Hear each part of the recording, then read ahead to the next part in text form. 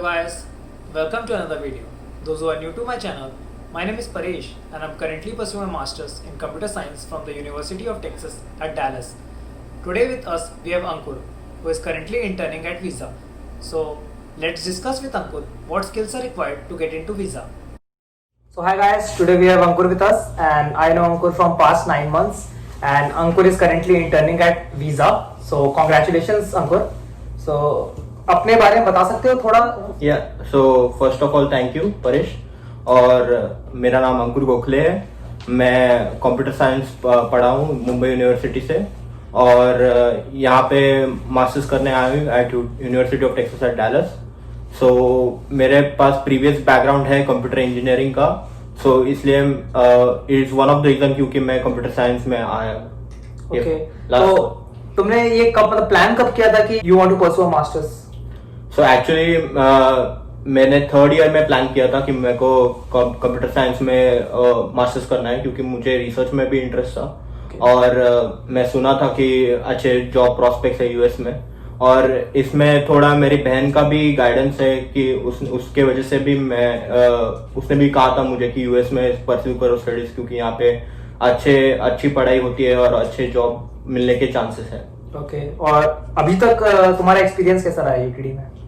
UTD में काफी अच्छा एक्सपीरियंस रहा है क्योंकि यहाँ पे प्रोफेसर्स काफी अच्छा पढ़ाते हैं और यहाँ के असाइनमेंट्स और पीयर ग्रुप जो मेन जिस मतलब इसकी वजह से जहाँ पे हम कॉलेज में जाते हैं वो भी अच्छा है। Could you tell us more about your GRE and TOEFL scores?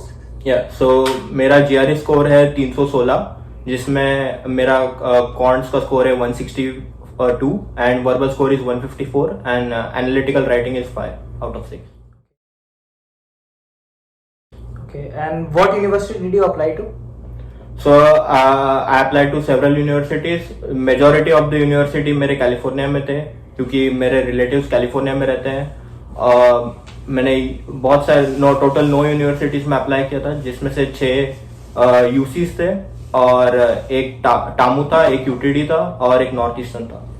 Okay,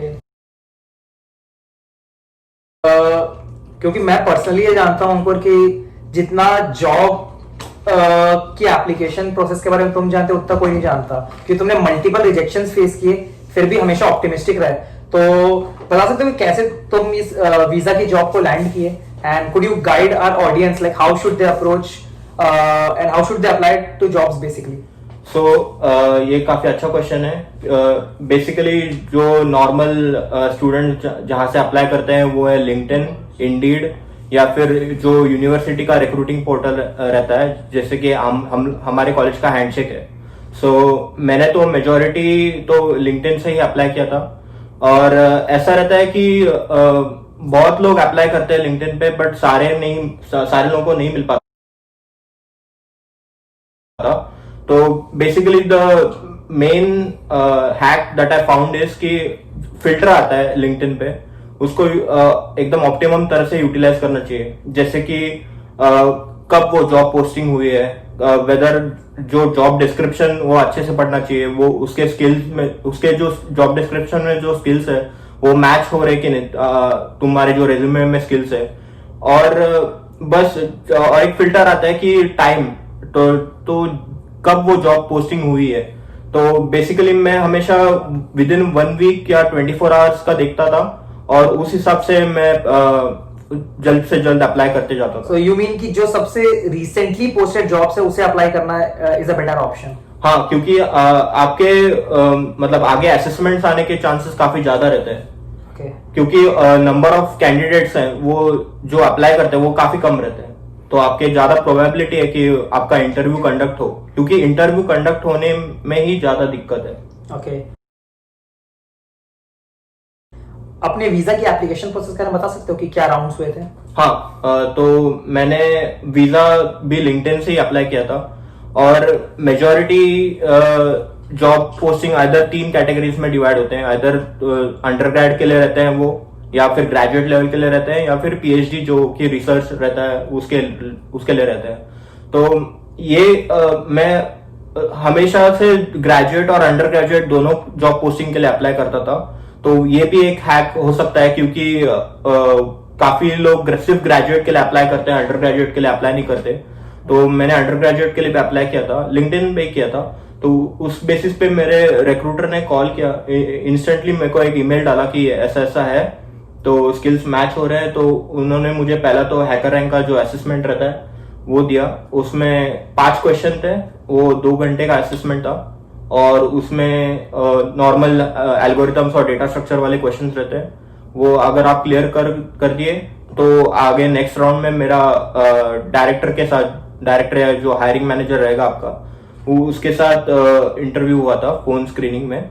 उसमें नॉर्मल मेरे को बेसिक रेज्यूमे पे क्वेश्चंस पूछे गए कि आपने क्या प्रोजेक्ट किए, अपने ये मतलब बेसिक लीडरशिप प्रिंसिपल और बिहेवियरल क्वेश्चन दोनों मतलब। उसके बाद सेकेंड राउंड में मेरा टेक्निकल इंटरव्यू हुआ।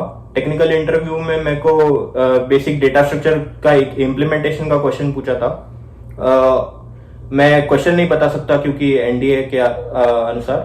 और तीसरे राउंड में एक सीनियर पर्सन के साथ टेक्निकल इंटरव्यू हुआ था, जो वो टीम को मैनेज करती है। तो वही बस उसके बाद 3 राउंड हो गए, फिर मेरे को ऑफर लेटर दे दिया। ओके, काफी अच्छा लगा, तुमने काफी एफर्ट्स डाले, उसका तुम्हें रिवॉर्ड भी मिला।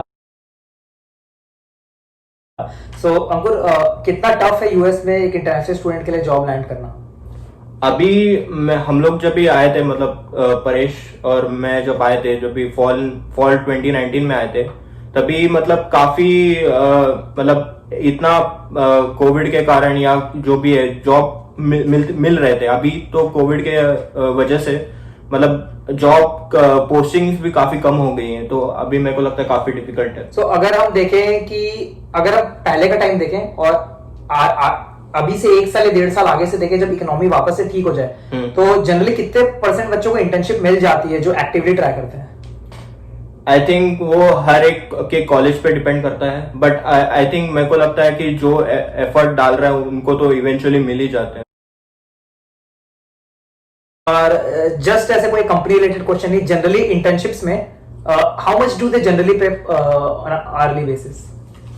जनरली अगर बड़ी कंपनी है जैसे कि फैंग कंपनीज या फिर जो भी फॉर्च्यून 500 कंपनीज है, वो यूजुअली $40 to $50 पे करती है पर आवर। ओके।